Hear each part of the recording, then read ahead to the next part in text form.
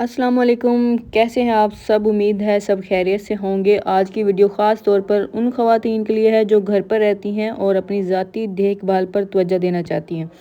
अक्सर हम ये सोचते हैं कि हमारी ज़िंदगी में कुछ कमी है या हमारे शौहर हमें तवज्जो नहीं देते, मगर सच ये है कि हमें सबसे पहले ख़ुद अपनी परवाह करनी चाहिए।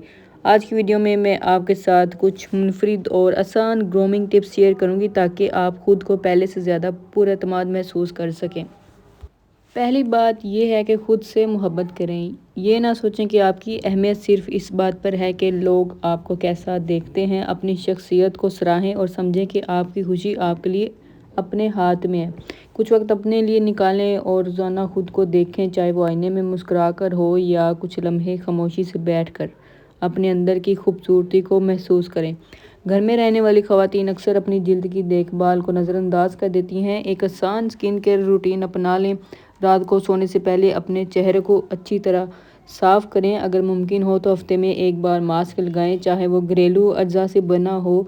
मॉइस्चराइज़र का इस्तेमाल करें, ख़ास तौर पर खुश्क जिल्द वालों के लिए ये बहुत ज़रूरी होता है, क्योंकि वो अभी मौसम जैसे चेंज हो रहा है ना, तो फिर स्किन ड्राई होना शुरू हो जाती है। ये छोटे छोटे इक़दामात आपकी जिल्द को बेहतर कर देंगे, नीट एंड क्लीन कर देंगे। और मैं तो अक्सर ऐसे करती हूँ कि जहाँ पे मुझे इजी लगे ना, मैं सारी चीज़ें वहीं पे रख लेती हूँ। अगर आपके पास टाइम नहीं है कि आप ड्रेसिंग टेबल तक जा सकें, तो आप अपनी सारी चीज़ें वॉशरूम में ले जाएं, उस मिरर के आगे ही रख लें। मैंने भी अभी ऐसे चेंज कर लिया हुआ है, क्योंकि ड्रेसिंग टेबल के आगे खड़े होने का टाइम नहीं होता।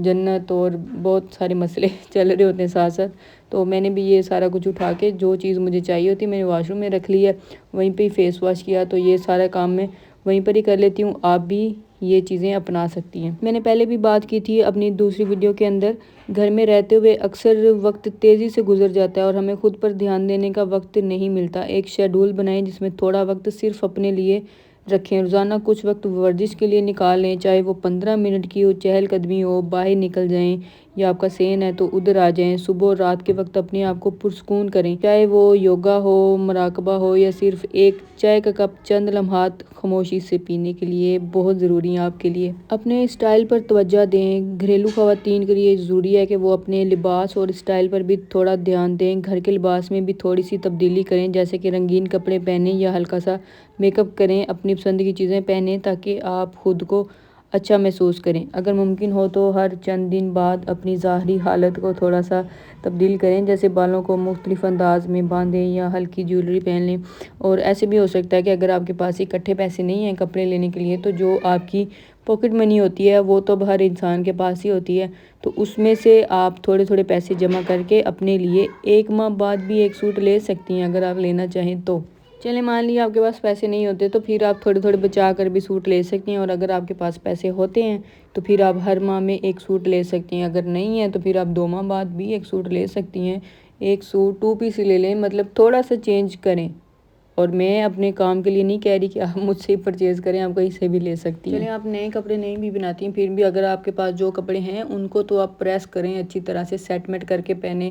अच्छा, मुझे उन लड़कियों पे बड़ा गुस्सा आता है, मेरी फैमिली में भी है एक ऐसी बंदी, अल्लाह अल्लाह करके उसकी शादी हो गई। अब वो भी ऐसे करती है कि शलवार और पहन लेनी है, कमीज़ और पहन लेनी है, दुपट्टा और ले लेना है। ये क्या सेंस है, मुझे तो आज तक समझ नहीं आई। मतलब कि पूरा सूट क्यों नहीं पहनना, शलवार किसी और सूट की पहनी है, शर्ट और पहनी है। और जो शादीशुदा लेडीज़ होती हैं वो भी उसके बाद यही इसी हाल में आ जाती हैं, उसको आदत नहीं रहती शायद अच्छा बन ठन के रहने की। तो ये बात बिल्कुल भी अच्छी नहीं है। अपने आप पे ध्यान देना बहुत ज़रूरी है। सिर्फ आप अपने दिमाग में ये ना बिठा लें कि आपने बच्चे पैदा कर दिए हैं तो कोई एहसान कर दिया अपने शौहर पे, उसको इस बात से कोई गर्ज नहीं कि आपने कितने बच्चे पैदा किए हैं।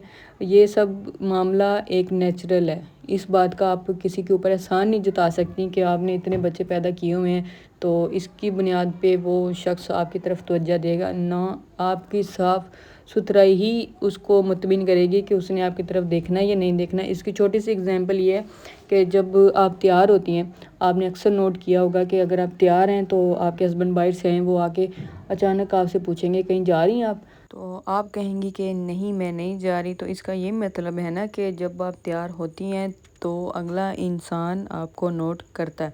मतलब तैयार होना लाजमी नहीं कि आप बिल्कुल बारात वलीमे वाला तैयार होकर बैठ जाएं, आप हल्का फुल्का थोड़ा सा खुद को सेटमेंट कर लें, बस इतना ही काफ़ी है।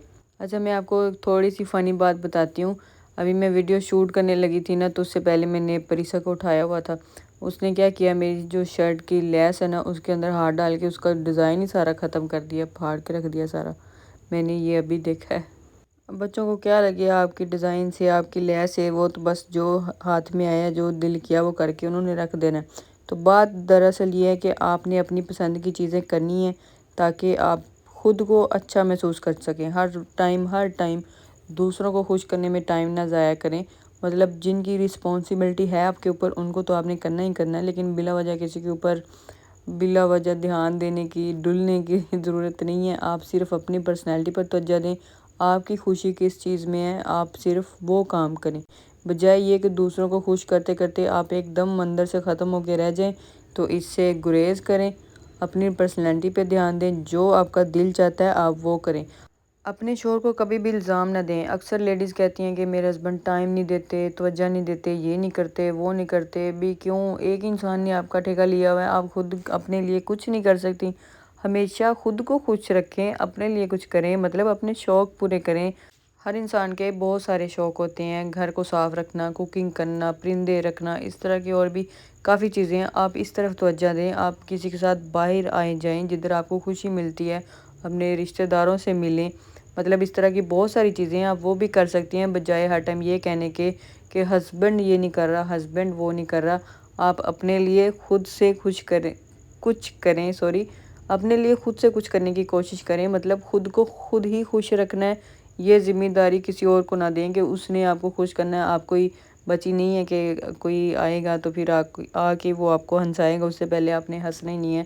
یہ کام بالکل بھی نہ کیا کریں. اپنی زندگی آپ نے خود ہی دلچسپ بنانی ہے. اپنے شوہر کو الزام دینے کے بجائے اپنی خوبصورتی، اپنی دلچسپیوں اور اپنے شوق کو پورا کرنے پر توجہ دیں.